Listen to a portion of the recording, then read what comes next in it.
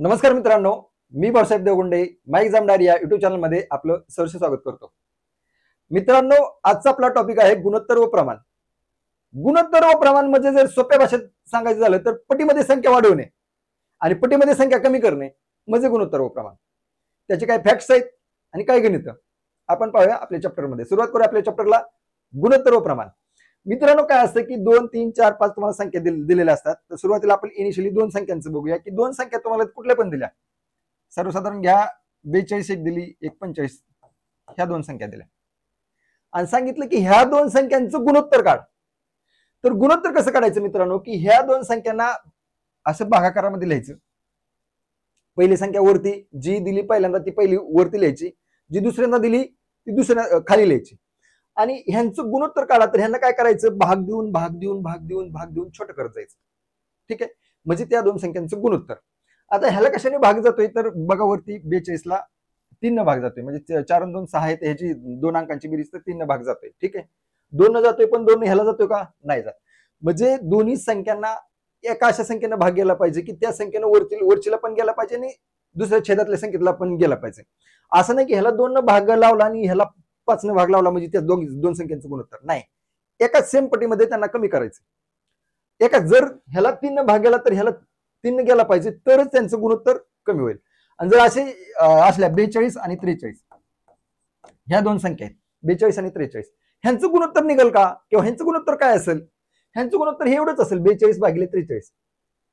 कारण 42 आणि 43 ला अशी कोणती एखादी संख्या आहे का जी ह्याला पण भाग जातोय आणि ह्याला पण भाग जातोय, नाही जात. मग जर नाही जात तर संक्षिप्त रूप ह्यांचं फायनल रूप हे एवढंच आहे.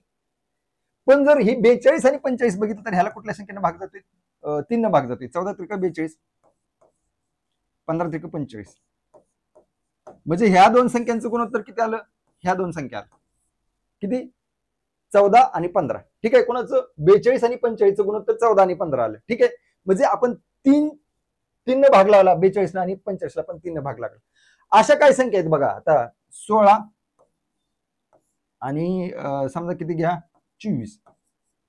ठीक आहे, ह्याला काय होतंय, 2 न पण भाग लागतोय, 4 न पण भाग लागतोय, 8 न पण भाग लागतोय का. मग तुमचं गुणोत्तर काय असणार, गुणोत्तर काय असणार की मोठ्यात मोठी संख्येनं भाग लागला पाहिजे. ठीक आहे, आता बघा 2 न भाग लागला तर काय येईल, ह्याला 2 न भाग लावला तर 8 2 16, ह्याला 2 न भाग लावला तर 12 2 24, परत 2 न भाग लागतोय, परत ह्याला काय 2 न भाग लागला तर 4 येईल, परत ह्याला 2 न भाग लागला तर 6 येईल. ठीक आहे, परत 4/6 झालं. मग हे 16/24चं गुणोत्तर हे झालं का 8/12, नाही झालं. हे झालं का 4/6, नाही झालं. कुठलं झालं, परत 4 ला परत 2 न भाग लागतोय, इथं पण 2 न भाग लागतोय, म्हणजे फायनल काय होतंय 2/3 येते.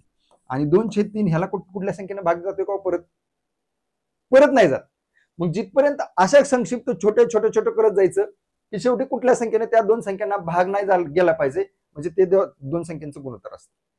म्हणजे ह्याला जर डायरेक्ट आपण भाग लावला तर कितीने भाग जात होता, 16/24 ला मोठ्या संख्येनं 8 2 16, 8 त्रिक 24, म्हणजे काय येत होतं फायनल 2/3. ठीक आहे, तर अशा मस्त 5 7 10 संख्येनं तुमचा भाग जाईल.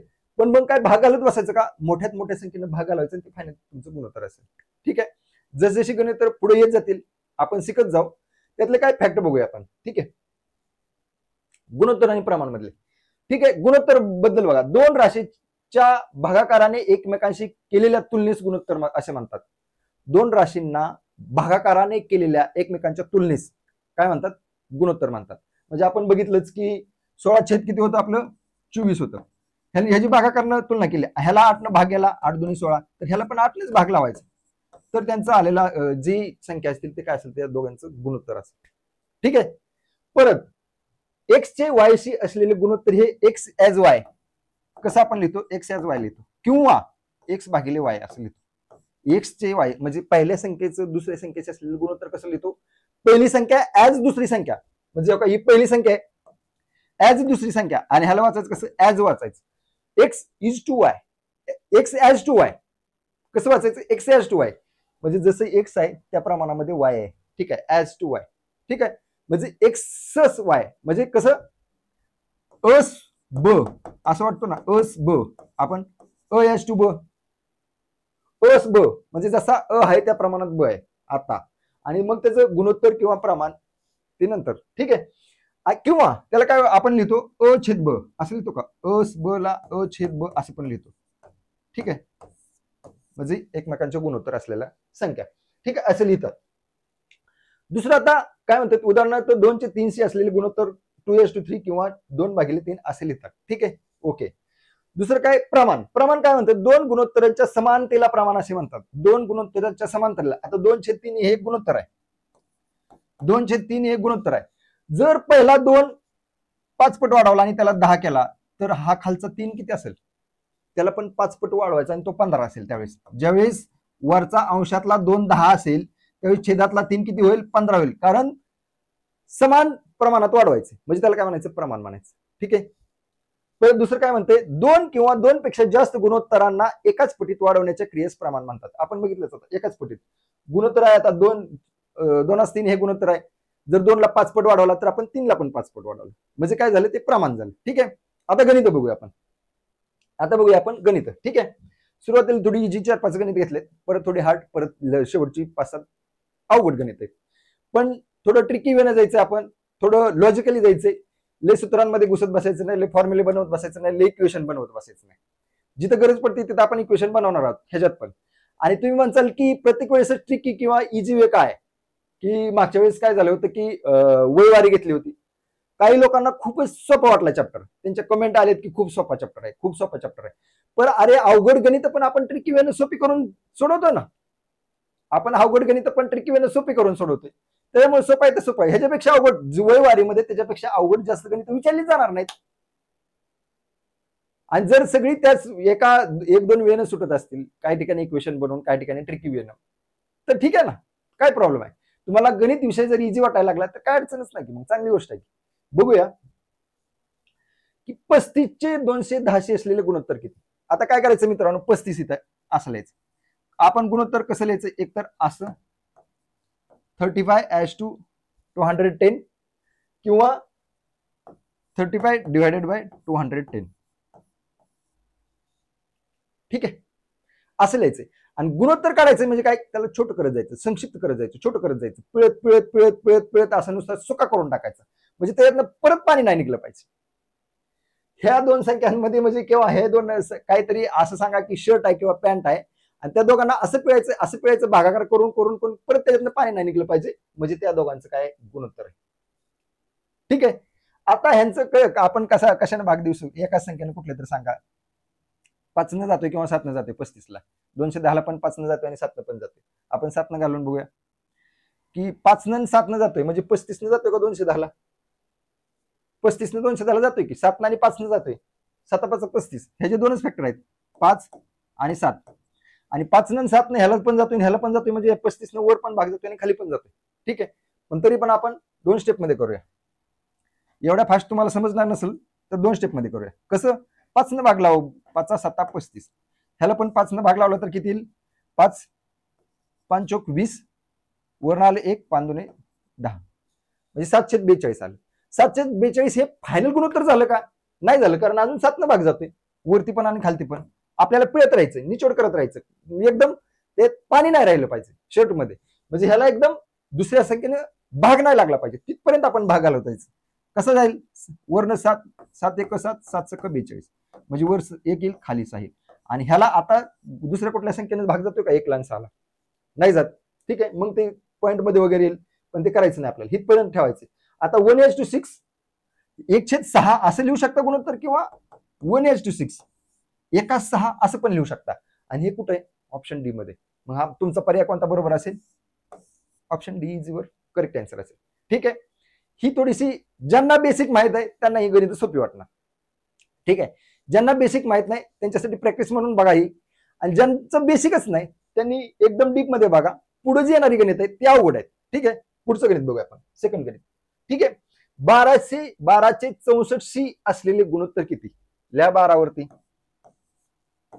64 खाली, किंवा डायरेक्ट असं 12:64 12/64 असं पण लिहू शकता.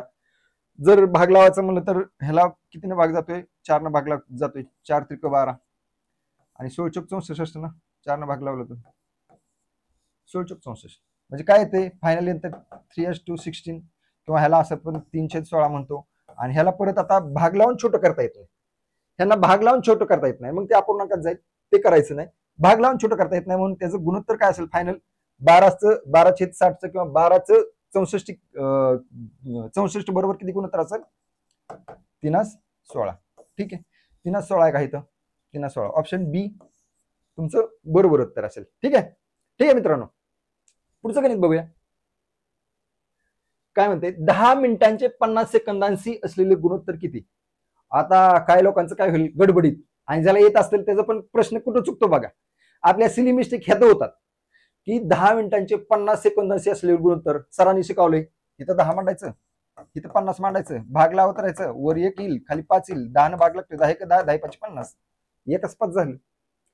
ज्याला येते त्याची पण सिली मिस्टेक होती. काय कशामुळं, आपण प्रश्न व्यवस्थित वाचत नाही. पेपरमध्ये बघितलं असेल, ज्यावेळेस तुम्ही फायनली आन्सर देऊन येता बाहेर, तर सर माझे 2 चुकले, मला येत होते पण चुकले, का मी व्यवस्थित वाचलं नाही. पेपरमध्ये गणित प्रश्न अगदी व्यवस्थित वाचायचे, आरामसे वाचायचे, येत नसेल तरी आरामसे वाचायचं, आणि येत असेल तरी पण आरामसे वाचायचं. काय होतं, आता तुम्हाला 2 संख्या दिल्या 10 आणि 50, पण ह्याचं एक काय 10 मिनिटांचं मिनिट आहे आणि सेकंदांचं काय सेकंद आहे. कंपॅरिझन काय समान एकक असलं पाहिजे. ठीक आहे, त्यावेळेस तुम्ही कंपॅरिझन करू शकता. आणि ह्याचं समान एकक करण्यासाठी आपण काय करावं लागेल, आपल्याला ह्या दोघांचं समान एकक असण्यासाठी काय करावं लागेल, एक तर ह्या 10 मिनिटाला सेकंदांमध्ये कन्वर्ट करावं लागेल, किंवा 50 सेकंदांना मिनिटांमध्ये कन्वर्ट करावं लागेल. तुम्हाला सोपं आहे 10 मिनिटांना सेकंदांमध्ये कन्वर्ट करायचं. 10 मिनिटांना सेकंदात कन्वर्ट करण्यासाठी काय कराल तुम्ही, 1 मिनिट बरोबर 60 सेकंद असतं, मग 10 मिनिट बरोबर काय असेल, 10 मिनिट बरोबर काय असेल 10 गुणिले 60 बरोबर 600 सेकंद असेल. आणि तुम्हाला इथं पण सेकंद युनिट झालं, दुसरं काय गुणोत्तर 50, दुसरी संख्या काय 50 सेकंद. आता पहिली काय झाली 600 सेकंद, दुसरी काय झाली 50 सेकंद. आता गुणोत्तर काढा, आता काय होईल 600 भागिले 50, ह्या दोन संख्यांचं गुणोत्तर काढावं लागेल. ह्या दोन संख्यांचं कंपॅरिझन करून छोट्या करावं लागतील, आणि कंपॅरिझन करून छोट्या कसं करणार, ह्या झिरोला हे झिरो कट करा. आता राहिलं वरती 60 खाली 5, भाग लावा 5 न, 5 1 5, वरती 12 5 60, वरती 12 आलं खाली आलं 1. तुम्ही असं पण लिहू शकता 12:1 म्हणजे 12:1 किंवा 12/1. आणि कुठं आहे हे, ऑप्शन क मध्ये, कुठं आहे ऑप्शन क मध्ये. ठीक आहे, पुढचं गणित बघूया मित्रांनो. ठीक आहे, 75 मीटरचे 4.5 किलोमीटरचे असलेले गुणोत्तर किती. आता हे पण मीटर मध्ये, दुसरं 4.5 किलोमीटर मध्ये, पण आपण काय करू मीटर मध्ये त्याला करून घेऊ, कारण हे 75 मीटरचं किलोमीटर करायचं म्हणलं तर पॉईंट मध्ये जाईल, पॉईंटचं परत विदाउट पॉईंट करणं, ह्या गोष्टी कराव्या लागतील. ले अवघडत शिरायचं नाही, सोपी बाहेर निघायचं. ठीक आहे, तर काय करायचं 75 मीटर पहिली राशी सेम आहे, दुसरी काय 4.5 किलोमीटर KM आहे. आता ह्याला जर मीटर मध्ये करायचं असेल तर काय करतो आपण, 1 किलोमीटर मध्ये किती मीटर असतात, 1000 मीटर असतात की. 1000 मीटर जर आपण चालत गेलो तर 1 किलोमीटर होतं ना, तर आपण 1000 ने गुणूया, 4.5 मल्टिप्लाइड बाय 1000 M म्हणजे मीटर, म्हणजे 4.5 गुणिले 1000 मीटर. ह्याच्यावर जर काय केलं 45 आणि 2 शून्य येतील, म्हणजे 4500 काय होईल मीटर होईल. हे काय होईल मीटर. आता पहिलं काय आहे 75,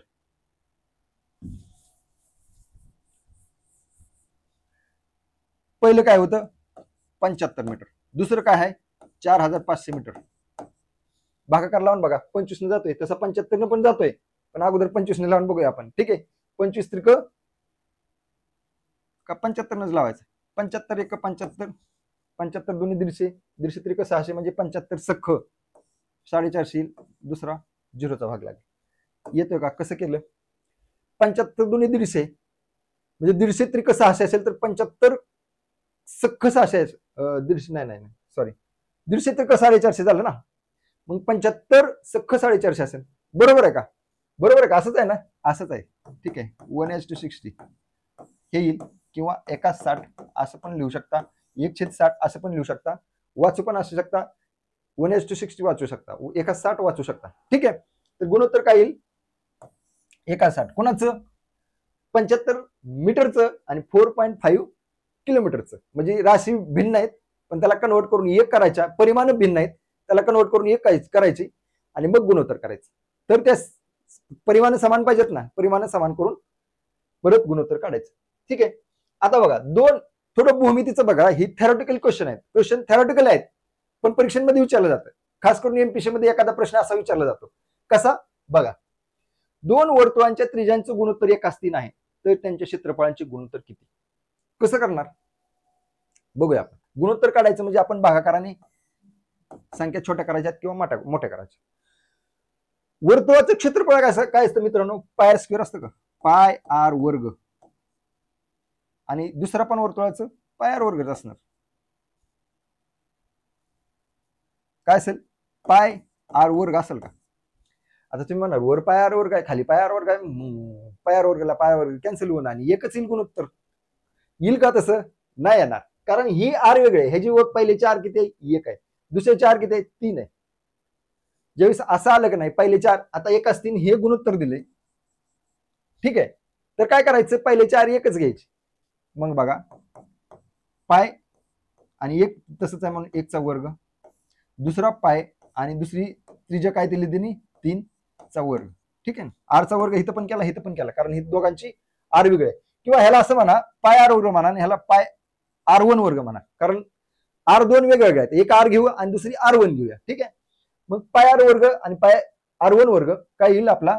इथं आर घ्या 1, इथं आर वन घ्या 3. ठीक आहे, आता आपलं आन्सर काय येईल? हे का पायला पाय कॅन्सल केला का? पाय भागिले पाय कॅन्सल होऊन जाईल. पायची किंमत किती असते? 22/7. काय बी असू द्या, 22/7 असू द्या, 3.1416 असू द्या, काही असू द्या, पायची किंमत. वर पाय आहे, खाली पाय आहे, कॅन्सल होऊन जाईल. भागाकार सेम संख्येला सेम संख्येने भागलं तर एक येतं, इथं एक राहू द्या, काय फरक पडत नाही. आता एकचा वर्ग किती आहे? 1. खाली काय राहिले? 3चा वर्ग 9. आणि हे काय फायनल गुणोत्तर आहे, कारण ह्याला भाग परत कशाने जात पण नाही. 1/9 ला अशी कोणती संख्या नाही की त्यांना भाग जातोय आणि परत संक्षिप्त होते, दोन्ही नाही होत. मग फायनल गुणोत्तर काय राहील? 1/9 किंवा 1/9 किंवा 1:9. कुठे आहे 1:9? ठीक आहे, ऑप्शन बी तुमचं बरोबर असेल, करेक्ट आन्सर असेल. पुढचा प्रश्न बघूया मित्रांनो.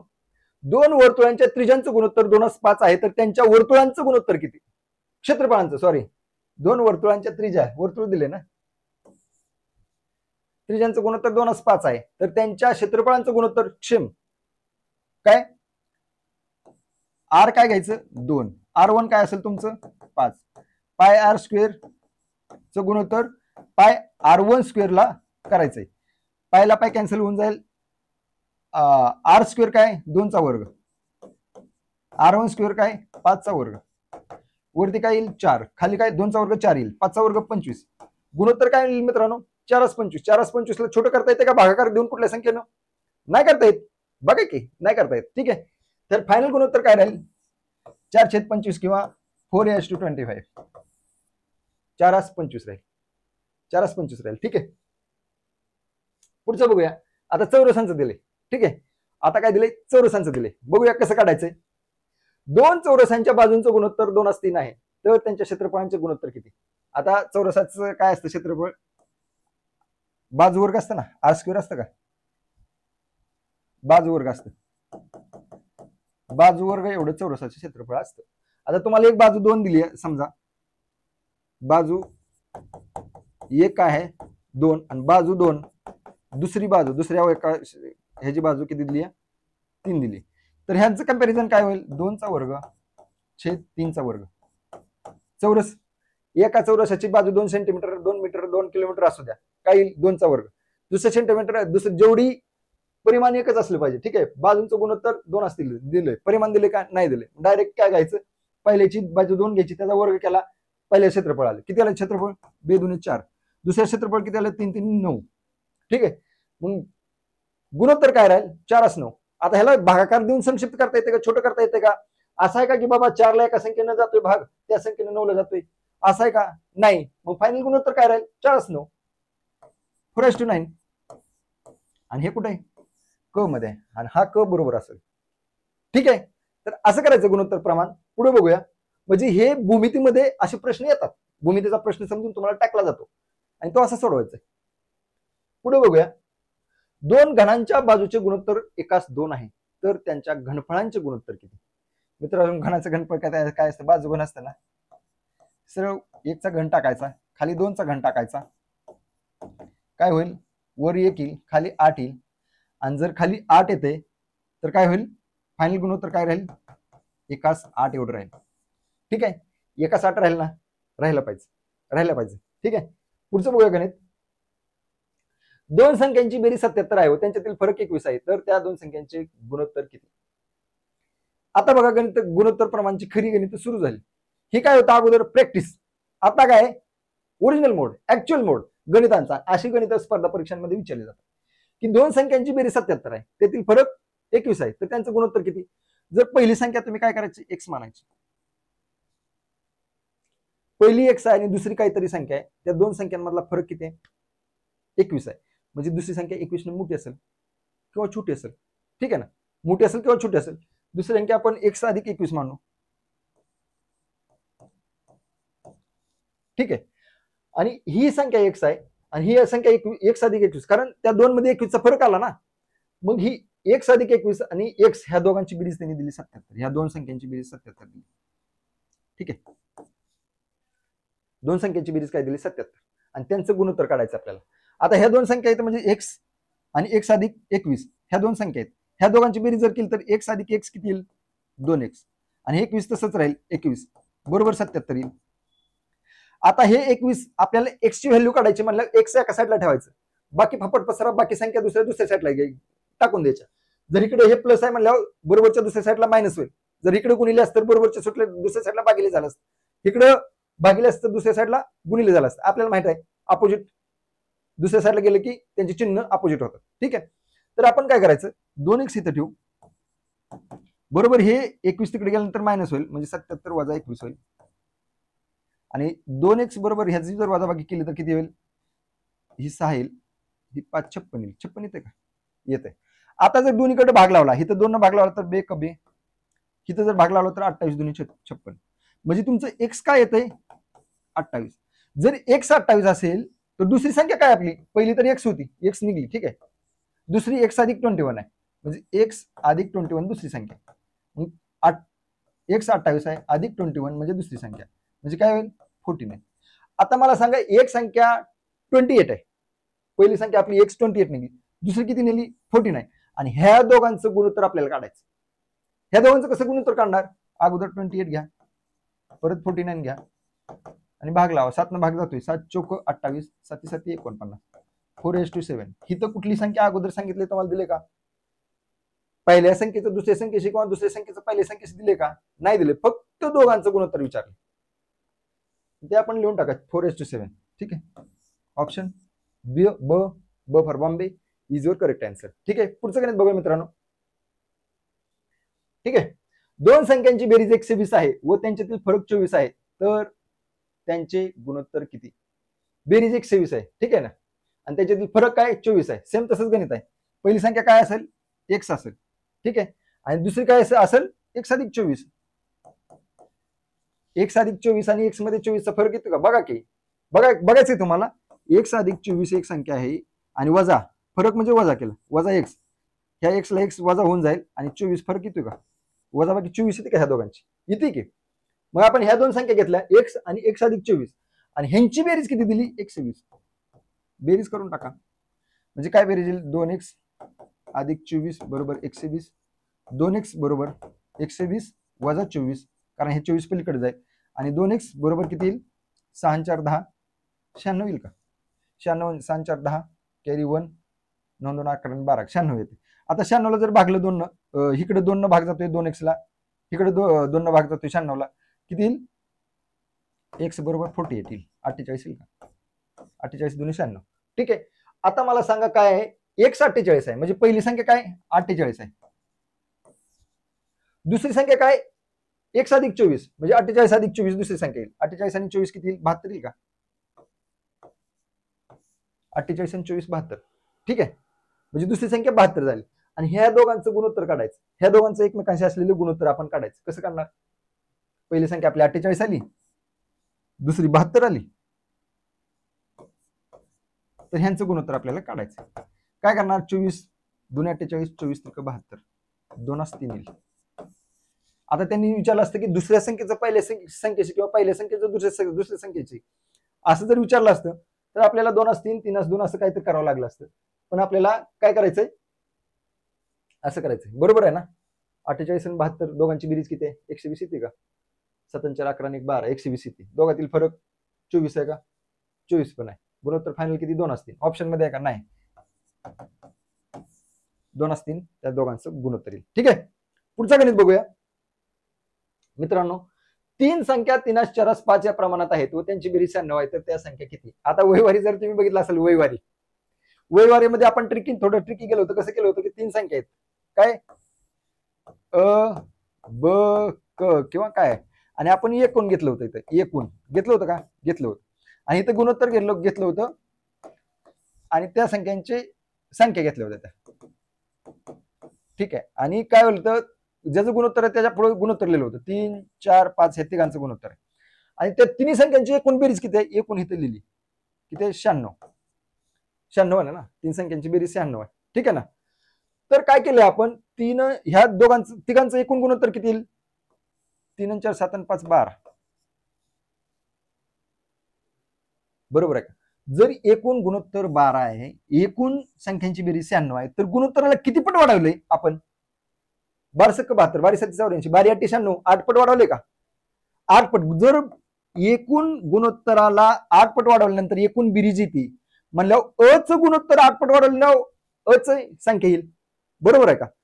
ब चं गुणोत्तर 8 पट वाढवलं तर ब ची संख्या येईल. क चं गुणोत्तर 8 पट वाढवलं तर क ची संख्या येईल. आणि त्यांनी कुठली विचारलं तर त्या संख्या कोणत्या? तिन्ही संख्या विचारल्या. तर बघूया, 12 आणि 3 ला गुणूया. 12 × 36, पहिली संख्या 36 असेल. 12 × 48, दुसरी संख्या 48 असेल. 12 × 5 = 60, तिसरी संख्या 60 असेल. आणि ह्या तिघांची बेरीज बघा 96 येते का?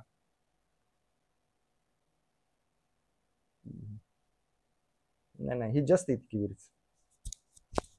बेरीज 96 आहे. 3 4 5, 12 8 96, 8 पट वाढवायचं. सॉरी, ह्या तिघींना 8 पट वाढवायचं. ह्या आपण 12 पट वाढवलं. ह्या तिन्ही संख्यांना 8 पट. 8 × 3 = 24, 8 × 4 = 32 आणि 8 × 5 = 40 येते का? म्हणजे 8 पट हिला वाढवलं, हिला 8 पट वाढवलं, ह्या गुणोत्तराला 8 पट वाढवलं, तर त्या संख्या निघून जातात. आणि त्यांची संख्यांची बेरीज किती? ती 96. आणि प्रमाण पण 3 4 5 राहते का? बघा, 3 4 5 राहते. 8 × 3 = 24, 8 × 4 = 32, 8 × 5 = 40, 3 4 5 बेरीज 96 आल्या का संख्या? म्हणजे काय? 24 32 40, 24 32 40 आहे का कुठं? 24 32 40 ह्या 3 संख्या अशा आहेत, त्यांचं गुणोत्तर 3 4 5 येतं आणि त्यांची बेरीज 96 येते. बघितलं आपण इथे. ठीक आहे, पुढचं गणित बघूया मित्रांनो. 3 संख्या 5 12 13 या प्रमाणात असून त्यांची बेरीज 300 आहे, तर त्या संख्या कोणत्या? सेम आहे. काय करायचंय, किंवा हे एक्स मानून पण इक्वेशन बनवून पण करू शकतो आपण. ती की संख्या कुठल्या माहित नाहीत म्हणून एक पट मानायची. जर 5 ला एक्स पट वाढवलं तर 12 ला पण एक्स पट वाढवायचं, 13 ला पण एक्स पट वाढवायचं. गुणोत्तराला काय एकाच प्रमाणात वाढवायचं. जर 5 ला 4 पट वाढवलं तर 12 ला पण 4 पट, 13 ला पण 4 पट. पण ते किती पट आहे का माहित आहे का? नाही म्हणून एक्स घ्यायचं. पहिली संख्या काय? 5x आहे. दुसरी संख्या काय? 12x आहे. तिसरी संख्या काय? 13x आहे. आणि ह्या तिघांची बेरीज किती आहे? 300. इथं प्लस करा, इथं प्लस करा. आता काय होईल? 12 आणि 5 17, 17 आणि 13 किती झालं? 30 झालं का? 30x बरोबर 300. जर 30 ने भाग लावला इकडे तर 30 1 30, 30 10 300. म्हणजे x बरोबर किती आहे? 10 आहे. x 10 आहे तर 5x किती असेल? पहिली संख्या 5x किती असेल? 5 10 50 असेल. x 10 आहे तर दुसरी संख्या 12x किती असेल? 12 10 120 असेल. x 10 आहे म्हणजे x पट वाढवायचं आपल्याला, 10 पट वाढवायचे. आता तिन्ही संख्या 10 पट वाढवायची, तिन्ही गुणोत्तर काय करायचे? 10 पट वाढवायची. तिसरी काय असेल? 130 आणि 130 आहे. 130 आणि 120 150 आणि 250 आणि हे 50 300. बेरीज 300 येते. ह्यांचं गुणोत्तर 50 12 13 राहते. म्हणजे आपण जे काढले ते बरोबर आहे. आपण जे काढले ते बरोबर आहे. व्हेरीफाय पण करून बघायचं. जे आपण उत्तर काढले ते बरोबर येतंय का हे कधी कधी व्हेरीफाय पण करून बघत जावा. नुसतं येते मला म्हणून गणित उत्तर काढायची एखाद्या वेळेस आपण चुकतो, ब्लँडरी मिस्टेक होते. पेपर देऊन आल्यानंतर वाटतं की मला येत होतं आणि ही गाढव चूक केली आहे. ठीक आहे, ठीक आहे मित्रांनो, पुढचं बघूया. तर असं काय करायचंय, ह्या 3 संख्या आणि जर आपल्या फॉर्मॅटनं गेलं विदाउट इक्वेशन तर काय करावं लागेल? काय करावं लागेल मित्रांनो? हे बघा, हे 3 संख्या आहेत. अ ब क. पहिलीचं गुणोत्तर 5, दुसरीचं 12, तिसरीचं 13. तिन्ही गुणोत्तरांची बेरीज 30.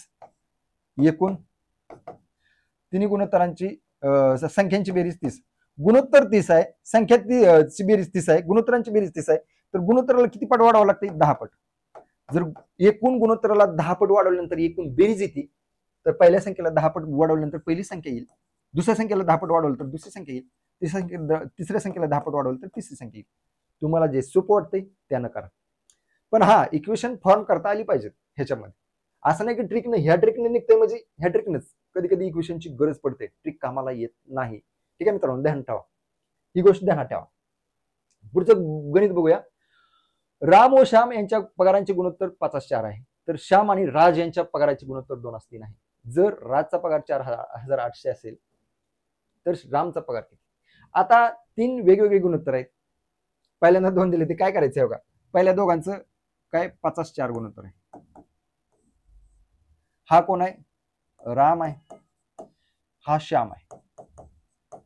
ह्यांचं गुणोत्तर 5:4 आहे. आणि श्याम आणि राज, आता इथं काय श्यामचं आणि राजचं गुणोत्तर किती आहे? 2:3 आहे. हे आता श्याम आणि राज ह्यांचं फायनल गुणोत्तर कसं करायचं माहिती आहे मित्रांनो. हिथं श्यामचं गुणोत्तर 4 आहे, हिथं 2 आहे. तुम्ही कन्फ्युज, बरोबर आहे का नाही? मग या तर ह्याचं 2 करून घ्या, ह्याचं गुणोत्तर, किंवा ह्याचं 4 करून घ्या. ह्याचं 2 केलं तर ह्याला पण 2 भागायचं आणि ह्याला पण 2 भागायचं, म्हणजे 2 येऊन जाईल. पण हे काय होईल? पॉईंट मध्ये. मग त्याच्यापेक्षा ह्याला 2चं 4 करून घेऊ. कुठल्या खालच्या गुणोत्तरला? कोणाच्या? रामच्या आणि राजच्या. जर ह्याचं 4 करायचं असेल तर ह्याला 2 न गुणावं लागेल, आणि ह्याला जर 2 न गुणवलं तर ह्याला पण 2 न गुण. सेम पट ठेवायची. आपल्याला माहिती आहे पट्टीमध्ये संख्या एकाच पट्टीमध्ये दोघांना वाढवायचं किंवा एकाच पट्टीमध्ये दोघांना कमी करायचं, तर आपलं बरोबर आन्सर आहे. ठीक आहे. तर आता नवीन गुणोत्तर आपलं काय येईल? ठेव का 5:4 तर पहिलं होतं कोणाचं? रामचं आणि श्यामचं. आता ह्याला 2 न गुणलं तर काय येईल? 4:6 आहे. ठीक आहे, बरोबर. कोणाचं? श्यामचं आणि राजचं. आता काय झालं? 5:4 4:6 म्हणजे काय? हा कोण आहे मधला? श्याम आहे. श्याम इक्वल झाला का? श्याम 4 झाला म्हणजे हे पट सेम आहे, काय अडचण नाही. आता फायनल गुणोत्तर काय झालं तुमचं? 5:4:6 झालं. कोणाचं? हे तिघांचं. आता कोणाचं सांगितलंय बघा. आता कोणाचं सांगितलंय? ह्याच्यामध्ये कोणाचा? राजचा पगार 4,800. कोणाचा? राजचा पगार. राजचं गुणोत्तर किती? राजचं गुणोत्तर आता फायनल गुणोत्तर 6 आहे. ठीक आहे, म्हणजे काय झालं? हे का इथं घेतो मी थोडस, हे राहू द्या आपल्या फॉर्मॅटमध्ये, नाही तर पुसून घेतो हे थोडस. फायनल आता कोणाचं आले? 5 आहे रामचं, 4 आहे श्यामचं आणि राजचं 6 आहे. म्हणजे 5 आहे रामचं, 4 आहे श्यामचं आणि राजचं किती? 6 आहे. आणि राजचा पगार किती दिलाय? 4,800. म्हणजे राजचं गुणोत्तर 6 आहे. राजचं गुणोत्तर किती पट वाढवलंय म्हणजे 4,800 पगार झालाय? बघूया. 6 8 48, 800 पट वाढवले. किती पट वाढवले? 800 पट वाढवले का? 800 पट वाढवले की हे बघा, ही 2 0 तसंच इथं ठेवले आणि 6 8 48. जर राजचं गुणोत्तर 800 पट वाढवलं तर राजचा पगार निघतो. तर श्यामचं गुणोत्तर 800 पट वाढवा. 8 चौक 32, 3,200 श्यामचा पगार. रामचं गुणोत्तर 800 पट वाढा. 8 45, 4,000 रुपये रामचा पगार. ठीक आहे. आणि विचारलाय कोणाचा? विचारलाय कोणाचा? तर रामचा पगार किती? रामचा पगार किती असेल? किंवा काय एवढा असेल? 4,000 रुपये. कुठे option? Option 1 is your correct answer. नाहीतर मग 4 आहे 1 अधिक 1 पट माना. 4 1 अधिक 6 1 अधिक किती? पण ते नाही, तुम्हाला हे 6 1 4,800 करावं लागेल आणि त्याचा मग राजचा पगार काढून त्याची किती पट वाढवली तेवढीच, म्हणजे सेम ह्यानंच करावं लागेल. ह्याच प्रोसेसनं करावं लागेल. ठीक आहे. पुढचं गणित बघूया मित्रांनो. काय म्हणते? 3 संख्यांपैकी पहिली संख्या व दुसरी संख्या यांचे गुणोत्तर 5:7 आहे. दुसरी संख्या आणि तिसरी संख्या यांचे गुणोत्तर 3:5 आहे. जर पहिली संख्या 30 असल्यास तिसरी संख्या किती असेल? ठीक आहे, ओके, डोंट वरी, काय अडचण नाही. बघा काय म्हणते? पहिली संख्या पस किती आहे? 5 गुणोत्तर आहे. दुसरी संख्या दूस किती गुणोत्तर आहे? 7 आहे. 5:7 आहे. दुसरी संख्या आणि तिसरी संख्या, दुसरी संख्या किती आहे? दूस 3 आणि तिसरी शेवटची संख्या तिसरी संख्या 30 ही किती आहे? 5. आता ह्यांचं गुणोत्तर करण्यासाठी मधली संख्या सेम करून घ्यायची. एक तर त्यांचा एलसीएम काढा, लसावी काढा, आणि जर लसावी काढा नाही तर डायरेक्ट गुणाकार करा. ह्या दोघांचा काय 7 आणि 3चा काय होईल? गुणाकार करावा लागेल. आता 3 ला 7 करता येत नाही, पण 3च्या 7च्या पाड्यातील 21 करू शकतो आपण. 3 ला कसं करणार? ह्याला 7 न गुणावं लागेल. आणि जर ह्याला 7 न गुणलं तर आपल्याला ह्याला पण 7 न गुणायचं बरं का मित्रांनो. ठीक आहे. जर ह्याला 7 न गुणलं तर आपल्याला बॅलन्स ठेवण्यासाठी, गुणोत्तर बॅलन्स ठेवण्यासाठी पटीमध्ये ह्याला जर 7 पट वाढवलं तर ह्याला पण 7 पट वाढवलं तर काहीच फरक पडत नाही, गुणोत्तर तेवढंच राहतं, गुणोत्तर तेवढंच राहतं, काय फरक नाही. ह्याला जर 5 पट वाढवलं आपण 3 ला आणि ह्याला 5 पट वाढवलं तर काहीच फरक पडत नाही त्या संख्यांमध्ये, गुणोत्तर तेवढंच राहतं. ठीक आहे. मग जर ह्याला 7 पट वाढवलं तर ही झाली 21, ही झालं 35. ठीक आहे. पण ही अजून 21 झाले का, कारण ही मधली संख्या सेम करायची आपल्याला. ह्याला किती गुणावं लागेल, 7 त्रिक 21, ह्याला 3 गुणलं म्हणजे ह्याला पण 3 गुणावं लागेल. आता बघा, आता फायनल गुणोत्तर काय झाली, 5 त्रिक 15 पहिलं झालं, दुसरं काय झालं 7 त्रिक 21, दुसरं परत आहे काय 7 त्रिक 21, 21 आणि तिसरी काय संख्या झाली 5 7 35. म्हणजे फायनल आपलं गुणोत्तर कसं मानायचं, हो का, 21 कॉमन आला, दुसरी संख्या 21 तसंच ठेवायचं, म्हणजे पहिली संख्याचं गुणोत्तर 15, दुसऱ्याचं 21 आणि तिसरीचं 35. आता ह्याच्यामध्ये काय म्हणलंय त्यांनी सांगतो तुम्हाला, हितपर्यंत आलं का आपलं, हितपर्यंत आपलं फायनल गुणोत्तर काय आलं, पहिला 15 पहिल्या संख्येचं, 21 दुसऱ्या संख्येचं आणि तिसऱ्या संख्येचं 35. पहिली संख्या 30 असल्यास, पहिली संख्या किती आता मित्रांनो 30 आहे, किती आहे 30.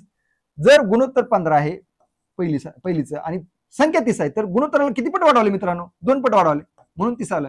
जर पहिलीला 2 पट वाढवलं तर पहिलीची संख्या निघते गुणोत्तरात, दुसऱ्या गुणोत्तराला 2 पट वाढवलं तर दुसरी संख्या निघेल, तिसऱ्या गुणोत्तराला 2 पट वाढवलं तर तिसरी संख्या, कारण एकाच पटीत आपल्याला वाढवायचं. ठीक आहे. म्हणून आपण वाढवलं, 21 ला पण 2 पट वाढवलं, दुसरी संख्या आली 21 दुने 42, 35 ला 2 पट वाढवलं, 35 दुने 70, तिसरी संख्या आली.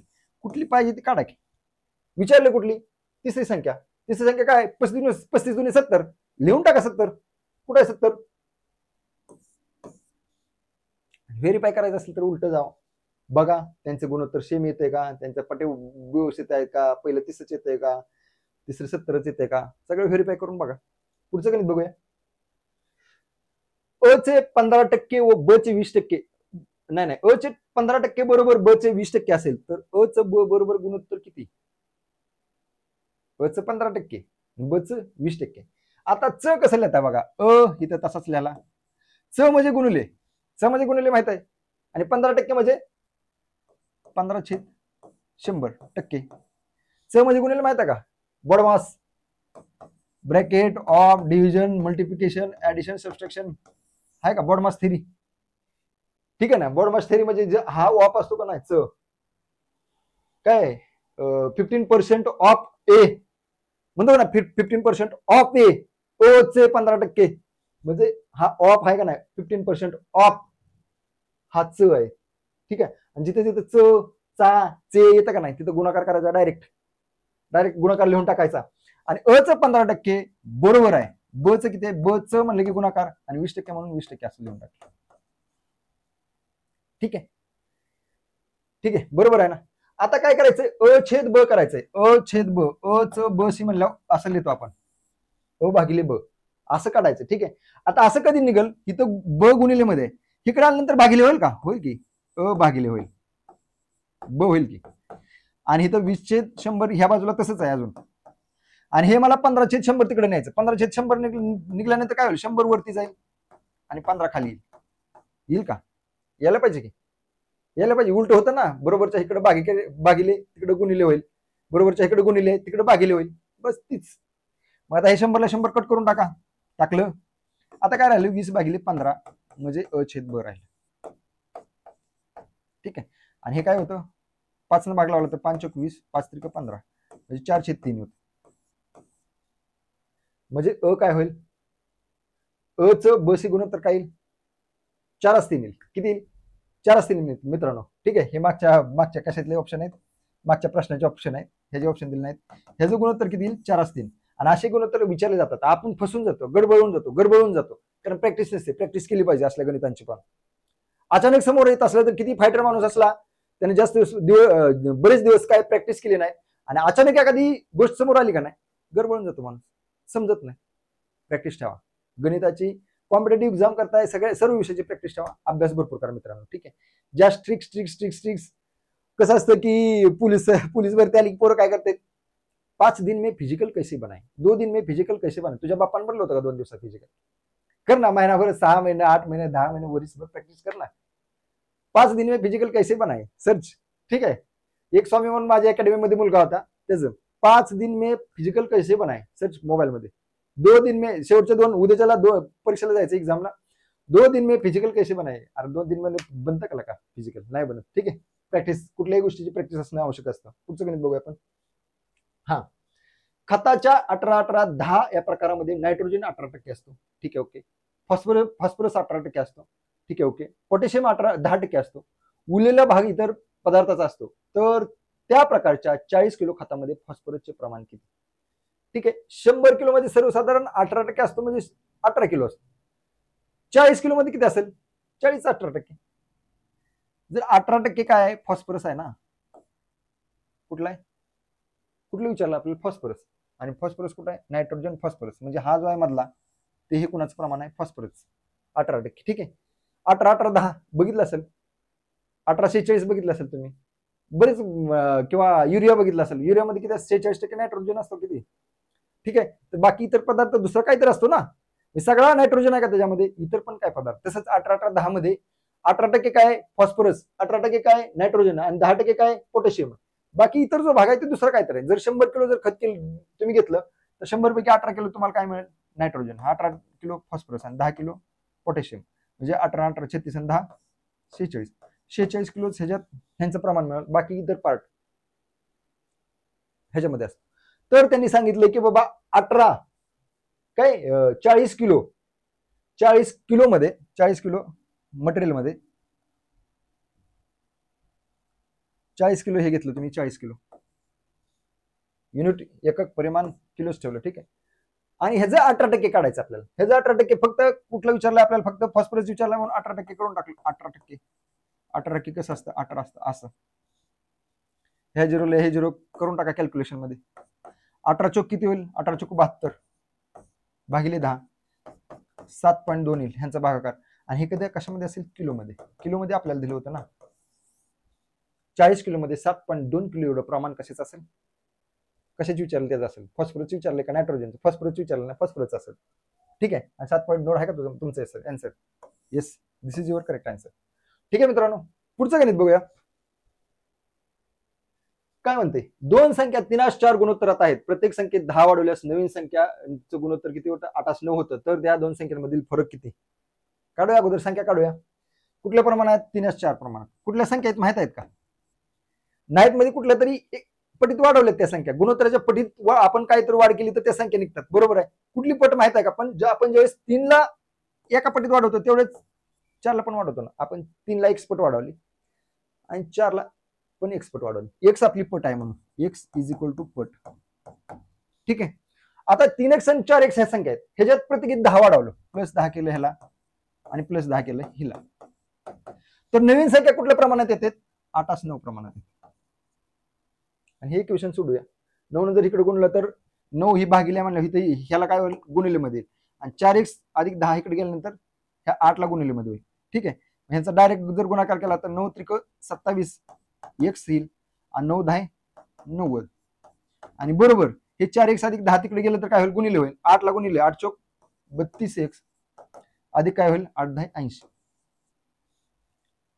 ठीक आहे आता जर हे जर गणित सोडवलं आपण काय करावं लागेल 80 ला इकडे आणू 90 बरोबर आहे का 9 10 80 8 धरले ना वजा 80 बरोबर 32 x तसंच आहे आणि हे 27x पलीकडे गेल्यानंतर काय होईल वजा होईल 27x 90 वजा 80 ची वजाबाकी 10 येईल 32x वजा 27x 5x येईल आणि 5x बरोबर 10 म्हणजे x बरोबर किती येईल 5 ने इकडे भाग लावा 5 1 5 5 2 10 म्हणजे x बरोबर किती आलं 2 आलं म्हणजे x काय मानले आपण पट मानले ठीक आहे x इज इक्वल टू 2 आला आणि ही काय म्हणलं पट मानले आणि आपल्या संख्या काय म्हणले 3x आणि 4x जर x 2 आहे तर 3x किती येईल 3 दुने 6 येईल ना 3 दुने 6 आणि x 4x एक संख्या आहे तर x 2 आहे 4 दुने 8 आणि ह्या संख्येतील फरक विचारलाय फरक म्हणजे काय वजाबाकी म्हणजे काय मोठी संख्या वरती घ्या 8 वरती घ्या खाली छोटी संख्या घ्या 8 वजा 6 2 येईल फरक किती येईल 2 येईल